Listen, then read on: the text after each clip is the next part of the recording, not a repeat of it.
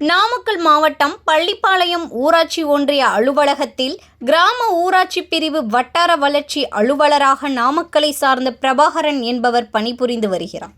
இவர் கடந்த ஏப்ரல் மாதம் நாமக்கல் வட்டார வளர்ச்சி அலுவலராக இருந்து பணியிட மாற்றமாக பள்ளிப்பாளையம் ஊராட்சி ஒன்றிய அலுவலகத்திற்கு வந்தார் என்பது குறிப்பிடத்தக்கது.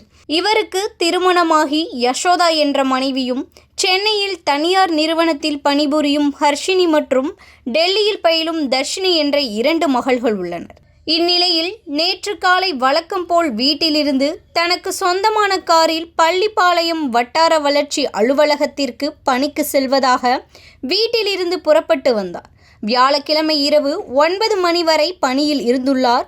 பின்னர் வீட்டுக்கு புறப்பட்டவர் வீட்டுக்கு செல்லவில்லை. இதன் காரணமாக அவர் மனைவி யசோதா பல முறை தொடர்பு கொண்டும் அலைபேசி சுவிட்ச் ஆஃப் செய்யப்பட்டுள்ளது. உறவினர்கள், நண்பர்கள் உள்ளிட்டோரும் விசாரித்தும் தகவல் கிடைக்காத நிலையில் பிரபாகரன் மனைவி யசோதா பள்ளிப்பாளையம் காவல் நிலையத்தில் புகார் அளித்தார். வழக்கு பதிவு செய்த போலீசார் 3 தனிப்படைகள் அமைத்து சேலம், நாமக்கல், ஈரோடு பகுதிகளில் வட்டார வளர்ச்சி அலுவலர் பிரபாகரனை தேடி வருகின்றனர். மேலும் இவர் கடத்தப்பட்டாரா அல்லது மன அழுத்தத்தின் காரணமாக வெளியில் சென்றுள்ளாரா என்ற கோணத்தில் போலீசார் விசாரணை மேற்கொண்டு வருகின்றனர்.